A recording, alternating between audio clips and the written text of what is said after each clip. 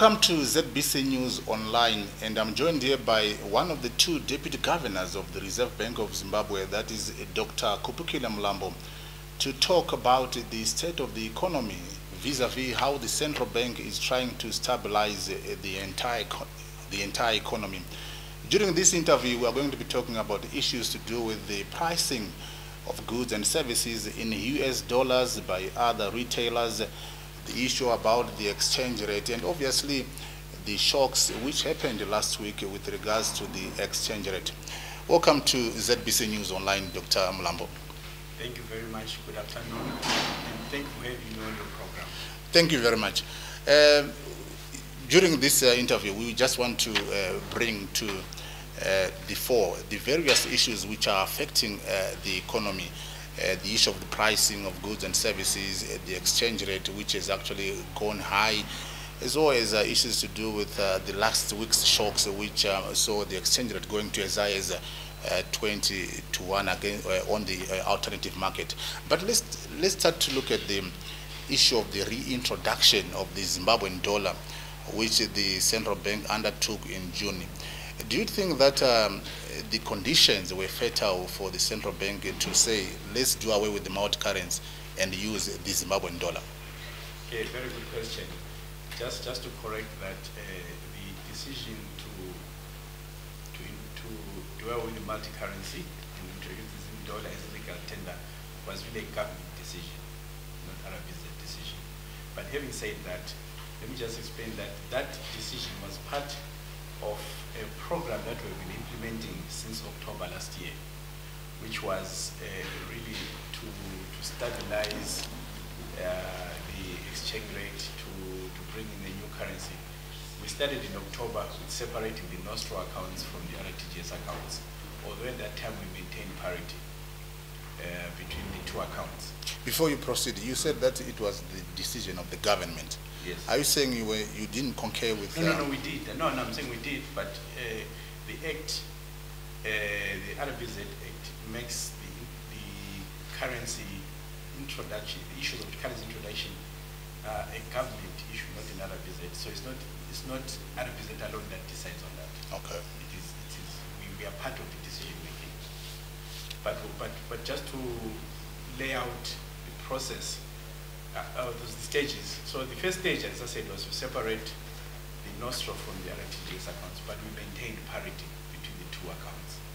In February, we created an interbank market. In other words, we allowed the two accounts to trade, to exchange at an exchange rate determined by the market. And then the final stage was then to remove the multi-currency and make the Zim dollar legal tender. So it was a planned process from October in terms of what we're trying to do.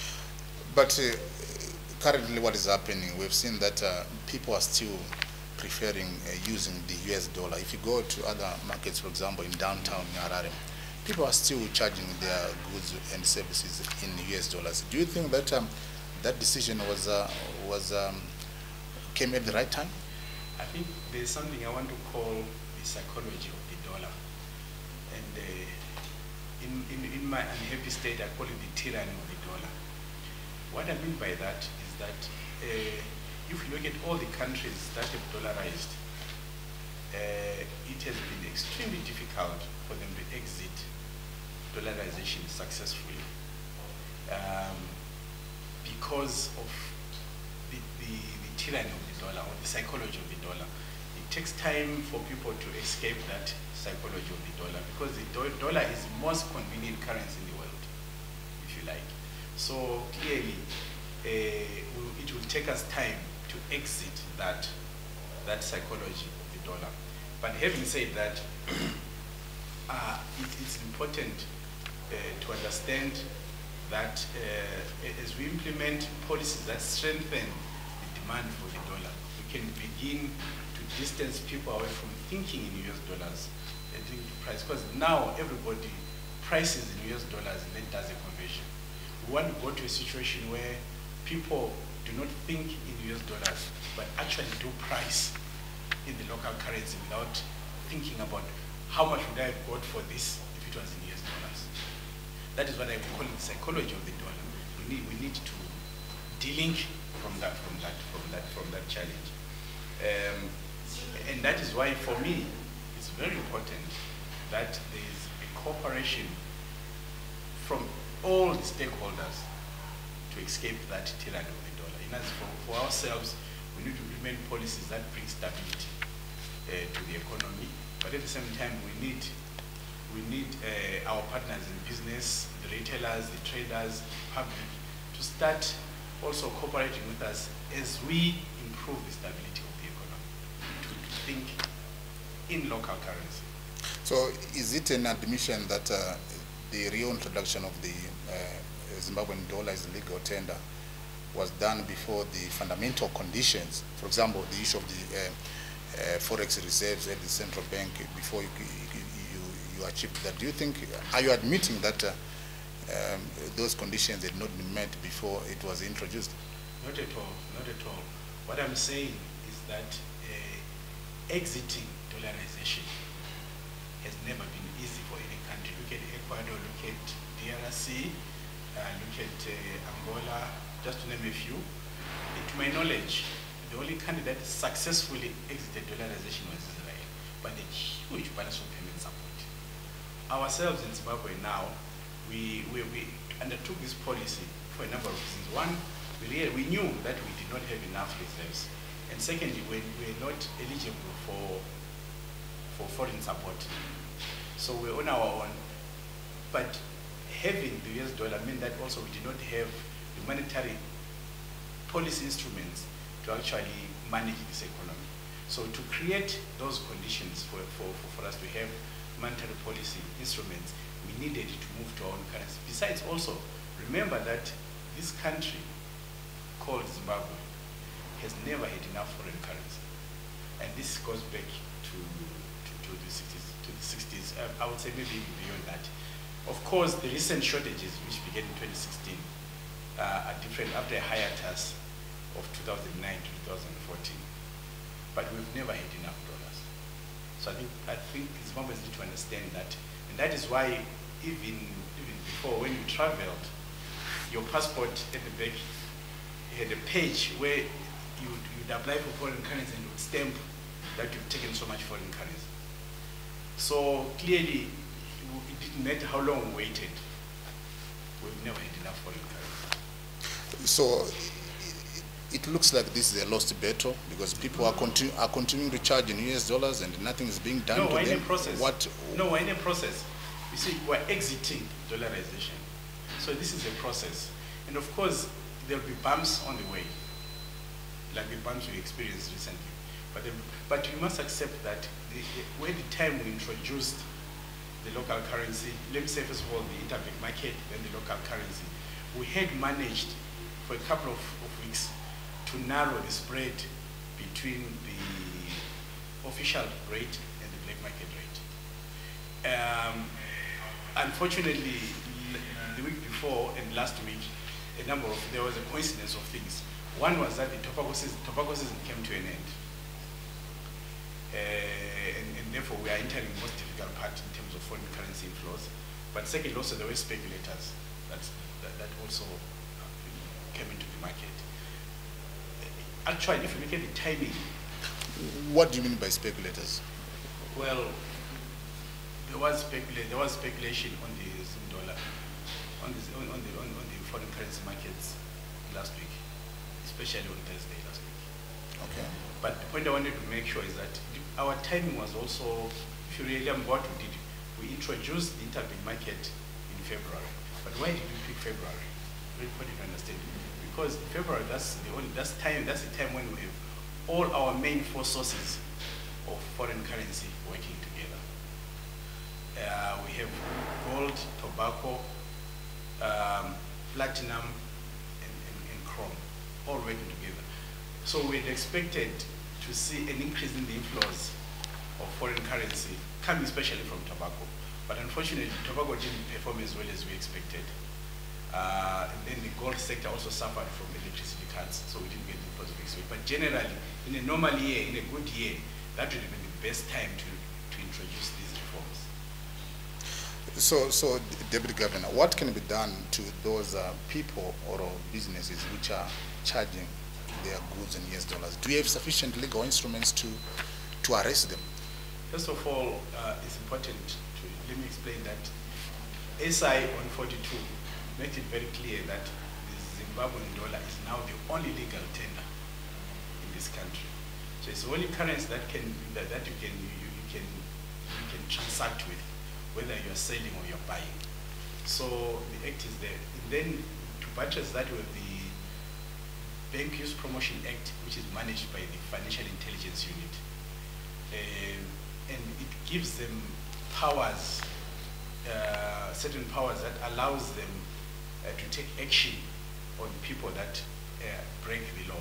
But obviously, on their own, they cannot take legal action. So they work with other law enforcement agencies for investigations and for prosecution.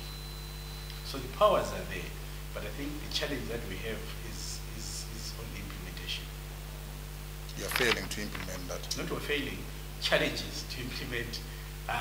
We are actually, as I can tell you right now, that the FIU, but they can speak for themselves, but I can tell you what I know, what they are doing. They are meeting with law enforcement agencies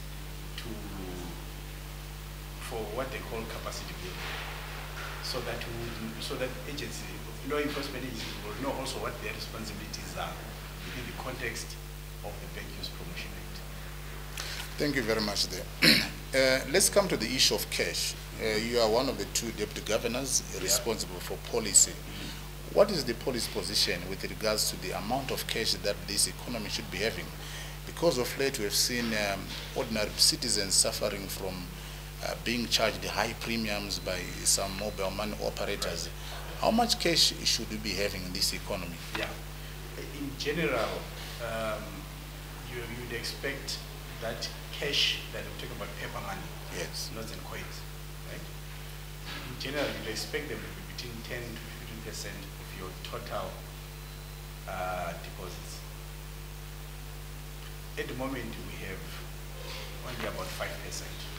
So clearly, we have enough room to shift the ratios. But it's important how we introduce that because we need to keep the money stock itself constant.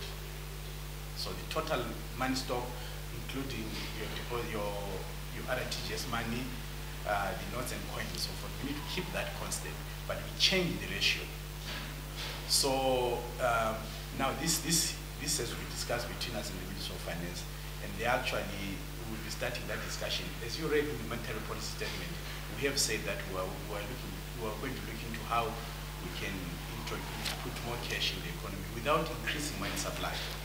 Because clearly, if we do increase money supply, then we lose the battle of inflation. It has been long since you promised that the central bank is going to resolve this issue of cash challenges. How soon can people expect to see him? Because ordinary people, they expect to go to the banks and withdraw their cash. Yes. But it looks like the central bank is not responding to the people's... I think separate what we could have done under a dollarized environment. Because the amount of cash in a dollarized environment is influenced by different factors. It can be a decision to print. It's a different... I can tell you that the stock of money supply in a dollarized environment moves in two ways. It moves up when inflows from outside increase. It moves down when outflows increase. For example, just to take a simple example, any export brings in cash, but any import takes out cash. So that will move your stock of money. But now that we've moved away from that dollarized environment, what determines the amount of cash is different. It's more than just inflows and outflows. It also has to do with policy decisions that we make in the central bank. And so therefore, when we talk about, we've always promised that we'll deal with the cash situation, it's separate from what we could have done under dollarization. Now we have one, the monetary policy committee that has just been put in by the minister. So we need to have it to meet first. It hasn't met yet. It has just been announced. And secondly, the monetary policy that would guide us in that was just announced 2 weeks ago. So clearly, it's too soon now to say when are we going to print more money and so forth, because that is a decision that has to be taken when the monetary policy committee is in, and when we've done our numbers to see how do we shift this balance. Still on that issue, Dr. Mlambo, on the issue of cash shortages, there is one mobile money player which people are saying that is also making this situation worse, because they are the biggest player in the mobile money industry, and just a few weeks ago they also given a license to trade in foreign currency. How do you respond to suggestions that this mobile money player is destabilizing the entire financial system, both on the cash side and also on the foreign currency side? I think that would be a stretch to put it that way, because mobile money transfer agents provide us with a platform in which to do. Actually, they've done nothing. That is great, because what they've done, they've just replaced the bus. Because in the past, when I was sending money to my mother, I would probably ask my brother to go into a bus and go to Bulawayo to give my mother that money. So they provided a bus. So you cannot say that the bus has created more money, because people, of course, I'm simplifying it. Yes. And I'll come to that. So I shouldn't simplify it too much. But what they've done is to provide us with a bus. But having said that, I think it's important for us to note that, yes, the mobile money operators have become very important financial institutions, if you like, because they act like financial institutions now. They've become very important, because beyond just providing the platform, they also provide other financial services. So we cannot ignore their role and their impact on the economy. Now, having said that, therefore it becomes very important to use their analogy that they are only providing a road. It's important that if that road passes through a school, we have to make sure that the drivers of those roads, which should be their agents, do not knock down children. So are you admitting that it is you who is to blame, the central bank? No, not? I don't think it's a blame. I think it's it's not us and them. It's us working together with them to make sure that we put enough speed bumps on the road. And that's why even last week we had a meeting with the Econet plus EcoCash itself to try and find ways of dealing with this challenge that we face, because it's all our problem. It's all our problem that we need to deal with, and that is why you saw the next day they issued a press statement that we're suspending 4,000 of their agents. So clearly it has to be. That's why I say we need to work together to make this de-dollarization work. It can't be just we blame one entity and then we blame RBZ and or so forth, because the problem is bigger than just one institution. But Dr. Mlambo, if you can put into perspective the fact that this mobile money player, Econet, for example, EcoCash, they are moving more money than all banks combined. And what control measures are you putting in place to make sure that there's an even playing field? Because in the future, probably they may actually even absorb the whole financial system. I think there's a misunderstanding on because we mix the number of trades with the amount of money generated. In terms of payments, yes, there are more payments that are done through mobile money transfers. But in terms of amounts, it's probably between 20 and 30%. The bulk of the amounts are still done through RTGS payments. But similarly, if you look at but numbers, yes. Yes. But similarly, if the platform goes down, you realize that the whole financial system. Numbers. You get numbers. So what are you doing to make sure that in the future? But clearly, it is a concern that there's an over-concentration in terms of the electronic payments on one institution. So it is important that others like Telecash and others are also encouraged to expand their their services to the public. But it's a level playing field. Others have invested faster than others and so forth. But I think it is important for us that we encourage the other players in this market to also up their game. Thank you very much, Dr. Mlambo. Let's get to the issue of the foreign exchange market, the issue of foreign currency in the economy. The central bank they retain some of the export proceeds from exporters, yes. And the allegations are that this is what is also contributing to the foreign currency shortages in our economy. And also, if you look at gold producers, for example, they are now encouraged to side market their produce because they feel that they are not getting full value of their export. Do you think that the central bank can loosen on retaining export proceeds? Actually, ordinarily, remember there were in a transition period from de-dollarization to de-dollarization. But ordinarily, in a completely de-dollarized environment, the central bank should be taking all foreign currency.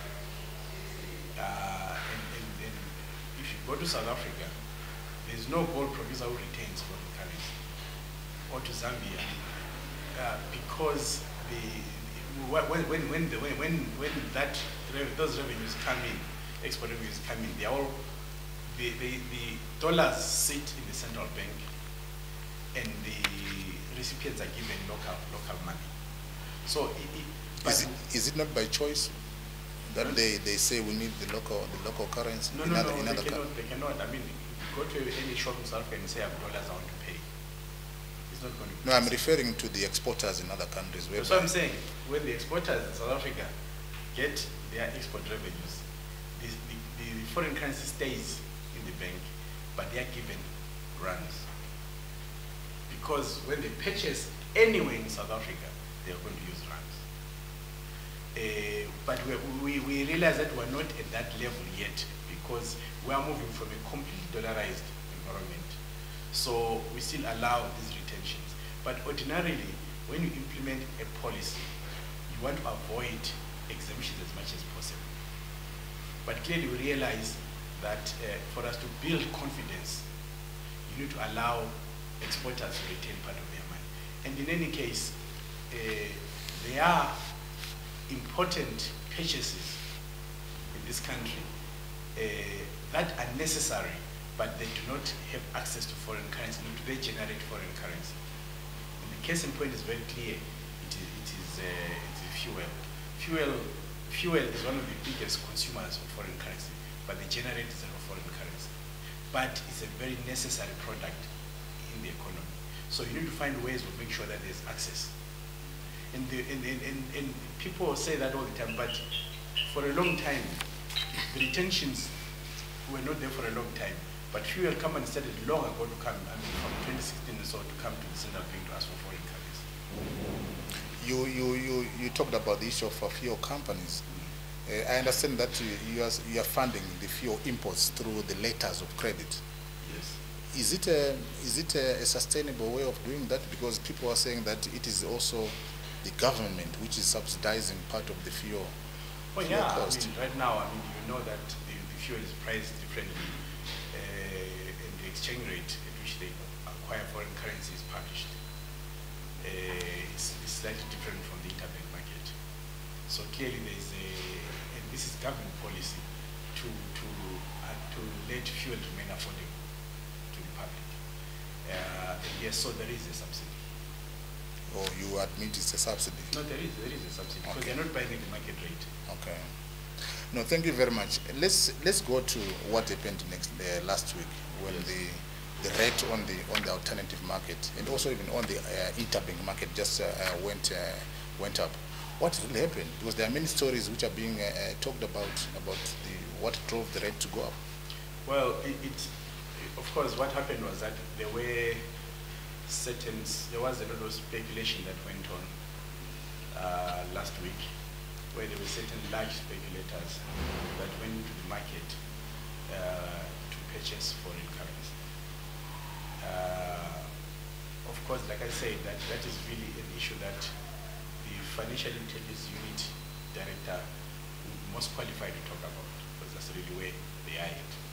But very clear from our side was that there was speculation that went on. A few big players entered the market in purchasing forex.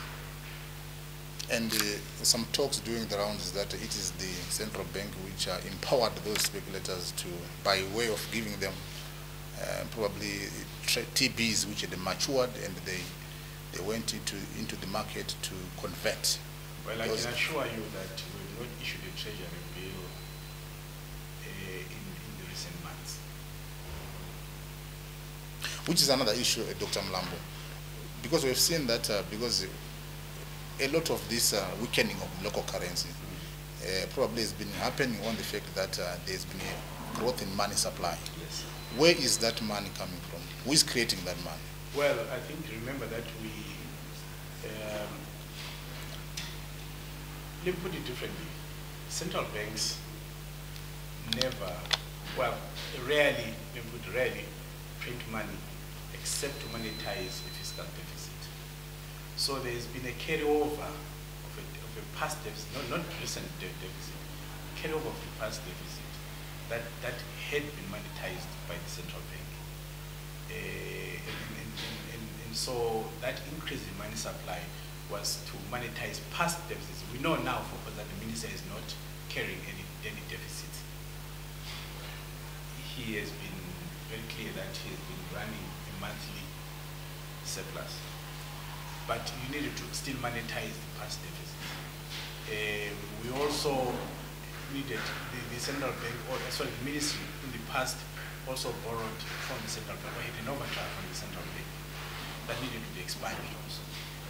So there were past legacy issues that needed to be dealt with, and that is what we are looking at. But what we are trying to do now is to contain the growth of money supply. The reserve money, we want to keep it at about 10%, as we said in the monetary policy statement, because we want to target now the issue of inflation. Before we wrap up this this interaction, can you just tell the nation, does at any point the central bank involved in directly buying money from the market? Because people say the central bank, they've put in more money. Yes. They would runners who buy more foreign currency. Do you by any way do that? Yes, I've heard that a couple of times, even when I'm in a social situation, people ask me that question. So yes, I think there's that perception, but it's a wrong perception.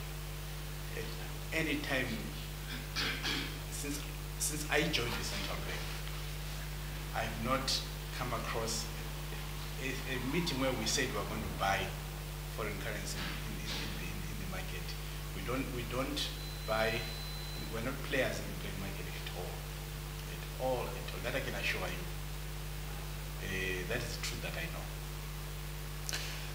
Then, before we finish, what is the future of our exchange rate? Where is it going to be settling at? Because the price of fuel is going up on a weekly basis because it's following the interbank market. When can people say this is the end of the rate going up? Okay, I think what we need to ask ourselves, what is it that is creating those movements? And like I said, one was the increase in money supply, local money supply, which we're taking action to arrest. Secondly, it was also because if you notice that there were different exchange rates of cash, of bond notes, let me say, and of RTGS. So we need to narrow also those exchange rates, and we're working to do that. Do you have some timelines as to when that can happen? For example, the issue of cash, the issue of exchange rates? Well, like I said, the cash issue really, we have to take our cue from once the Monetary Policy Committee sits and makes those decisions. And I'm hoping that they will sit very soon. Of course, now it's a bit, because you know that the minister is away, the governor is away, and then also we are coming up with annual meetings with the IMF and the World Bank. So we have to wait for all this process to end so that they can meet. But we are looking really at stabilizing these markets over the next few months. Our plan for monetary policy, for reducing the growth in money supply is that we want to hit between about 10% by the end of the year. So in the next 3 months, we want to hit 10%. So that will give us an indication on what's going to happen then to these rates that you have given. Because what is really driving, our main concern really is exchange rate stability. So what is driving that has been this growth in money supply that we need to arrest. The president said the austerity measures will come to an end by the end of this year. Do you think that is quite achievable given your forecast as the central bank? Oh, especially on the issue of the price increases, exchange rate destabilization. Do you think that is quite achievable? But remember, where was this stability coming from? It was always coming from the fiscal deficit and the Reserve Bank acting to monetize that deficit. But now that you have for a couple of months now, I think Minister is saying for a couple of months where the fiscal deficit has been stabilized, and secondly, the minister has stopped completely to access the overdraft from the central bank, and there's much less issue of treasury bills than in the past. So because of all these issues taking place, the stability that you have been seeing in the exchange rate should now come under control. And also the need for those measures should come to an end. So clearly, I think for me, there's been a clear program, especially from the Minister of Finance, on how to move towards less austerity. And the beginning step was to deal with the fiscal deficit, and then stop borrowing from the central bank. And what is your last word to yours? I think to viewers, I would say really what we need is to work together to address the problem of de-dollarization. And I think as Zimbabweans, we need to have one common purpose as far as making the economy work. We can have differences on other issues, but in terms of how we want to make this economy work, I think we need to have a commonality of purpose on how we deal with the challenges that we face, and we need a bit more discipline in the way that we respond to the incentives that are coming from both fiscal and monetary authorities. Yeah, Deputy Governor, there are speculations that the rate is beginning to go up again, and people are saying that it's because you have unfrozen the same accounts that you suspended. What's your take on that? Okay, two things. One is that we should not mix up a daily fluctuation, because exchange rates, even in stable economies, move from day to day. They're not constant. So there's that fact that even on any day they would move. But with regards to whether the accounts have been frozen or not frozen, again, I want to say, generally, we should ask that question to the FIU director. But let me answer to say that in my discussions with them, and as far as I know, no account has been unfrozen. They remain frozen. I think maybe people are confused in the fact that there is a difference between one of the accounts, one of the actors also brings in fuel. But that one is treated differently always, because that's done through an LC, not through a cash payment from the account. So when people see fuel coming in, we've not frozen. We've not unfrozen, sorry, any account. Also, you say that account was unfrozen to allow for the... No, it wasn't unfrozen. What I'm saying is that it remained frozen, but fuel is paid... Through that account? No, from a letter of credit. Okay. Yes. So when people saw this letter of credit, think that we've unfrozen the account. No, it was not unfrozen. Okay. Can you bury this question once and for all? Where do those new notes come from? Because we don't see them in the banks, but we see them in the streets. But if you're asked, we say that we don't give an answer to that. Where do they come from? Well, first of all, how cash is moves from the central bank to the public. Yes. Cash moves from the central bank to the public through a commercial bank. The central bank, by law, cannot deal with the public in terms of cash distribution.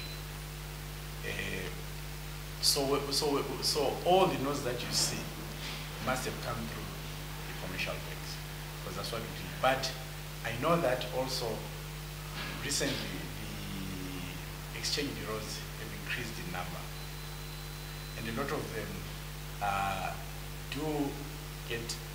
do buy cash from the central bank. They buy cash from the central bank? Well, I mean, if they need to, normally not from us directly, but through their commercial bank. Okay. Yeah. So a lot of the cash that you see would have come either from the banks directly or from the banks through exchange bureaus. So do you agree that there are underhand dealings which are happening at the commercial banks involving the managers, whereby they bring out cash and give it to dealers on the streets? Because an ordinary person cannot get that money from the bank. I don't have that evidence, so I couldn't answer. I couldn't answer, but I would have always said that if there is any underhand dealings that the public knows about, we've always given out that we have a hotline number that they can bring us and tell us. But from where I sit, but people say it doesn't get answered. I'm surprised. Maybe they should call me also. I will answer my phone. All right. But it should be answered. Okay. Yeah. Then lastly, let's go to the issue of commuters who go and to and from work every day. They usually pay their fares through cash. But what is happening now is that those commuter omnibuses, they are not allowing now, they are not accepting the bond coins. Yeah. They only accept the notes. Yeah. What are you going to be doing for them as soon as possible? Because you said you don't have a timeline as to when you are going to increase the cash in the system. I think I have to accept that, especially in Africa, cash is king.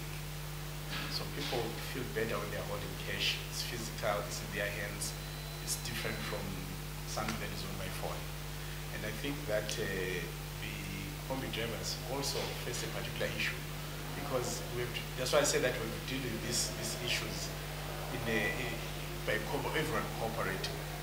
Because we need also the service stations to cooperate with the combi drivers and accept that they can also take other forms of payment. And one of the things that I know that FI is looking at is to try and enforce that all forms of payment must be accepted, because the Section 10A of the Bank Use Promotion Act says that the payee must accept all forms of payment.